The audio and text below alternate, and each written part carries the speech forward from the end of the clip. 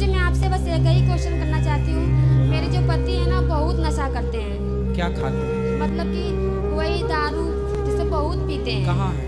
यही पास में है। बात कराओ। दारू पीकर बात बात पर झगड़ा करना, घर में कलश करना, यही सब ज्यादा करते हैं। बुलाओ। गुस्सा उनको काफी आता है। बुलाओ भैया, बात कर लो। राधे राधे गुरुजी। क्या नाम है आपका? राधे राधे। संतोष विश्वकर्मा वाराणसी से।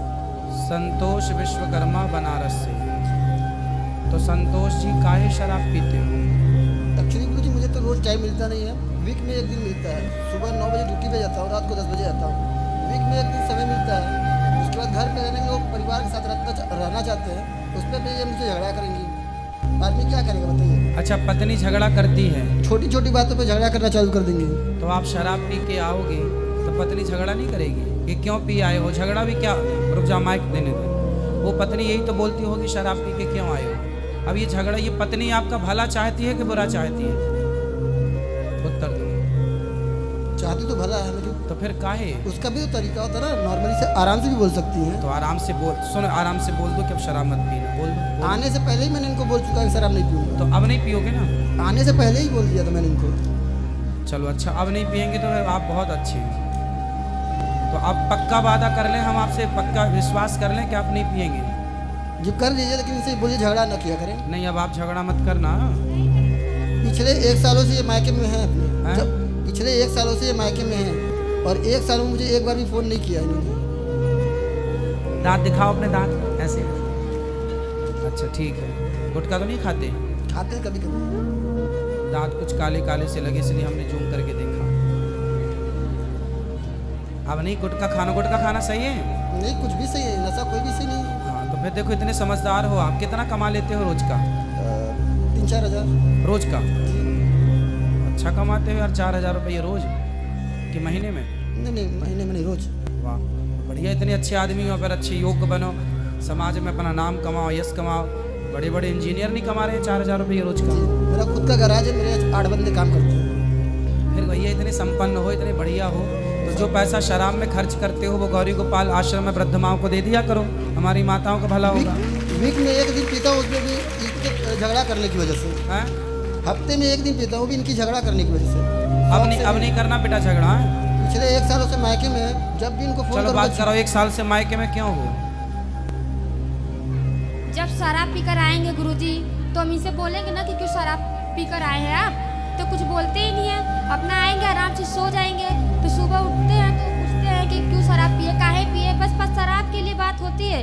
शराब पी लेंगे तो इनका गुस्सा कहीं निकलता नहीं है। हमको मारेंगे पीटेंगे। अब क्या बताएं, अंदरूनी बातें गुरुजी, जो बात है वो बात है। मारते पीटते वहाँ बहुत ज़्यादा हैं, इसीलिए मेरे घर वाले ना बुला लेते हैं। यहाँ पर आँख पे मार दिए, यहाँ हाथ पे। बात कराओ। गुरुजी मैं हर उस लड़की को मारने के लिए तैयार हूँ जो मेरे सामने मेरी माँ को गाली देगी। तो आपकी माँ को गाली देती हैं ये? पक्का गाली दे देती है। अब तो मान लीजिए एक्सपायर से मेरी मम्मी एक्सपायर कर गई है। मैं मात्र 15 दिन का था जब मेरे पिताजी एक्सपायर किए थे। हाँ। मेरी माँ और भाई पाल पोस के बड़ा किए। तो आप तो ये गलत, आपने पति की माँ को गाली क्यों दोगी भाई? और मेरे भाभी तब आई पति लोग भी पत्नी की माँ को गाली देते हैं तो पत्नियों को तो चंडी चढ़ जाती है। तो फिर पति की माँ नहीं होती क्या? मेरी भाभी जब मैं 10 साल का था, मेरी भाभी की शादी हुआ था भैया का। उनको बोलती तुम रखे हो उसको। ये तो गलत बात है बेटा, सास की सेवा करना था, अब तुम चली गई सास। अरे ये गलत बात कराओ। बताइए गुरुजी, सब परिवार एक साइड रहेंगे और मैं अकेले रहूंगी। सब लोग मुझे मिलकर जब कुछ ना कुछ बोलेंगे तो थोड़ा सा मैं बात कर देती तो ज्यादा हो जाता है। नहीं तो गाली दोगी सास को? नहीं, गाली नहीं दिए थे, बस कह रहे ना गाली क्यों दें। जैसे मेरी माँ है वैसे वो भी तो हमारी माँ है। एक माँ छोड़ते तो एक माँ पाते तो भी तो है हम लोग। तो माँ को गाली तो आपने अभी मायके में थी 1 साल, तो 1 साल में अपनी माँ को तो गाली आपने दिया नहीं होगा? नहीं तो गुरुजी, सास को काहे गाली देके नहीं दिए मार डाली? नहीं दिए, हम वृद्धाश्रम यहाँ पर हम नहीं दिए। अब नहीं देना। 7 साल हो गई शादी को।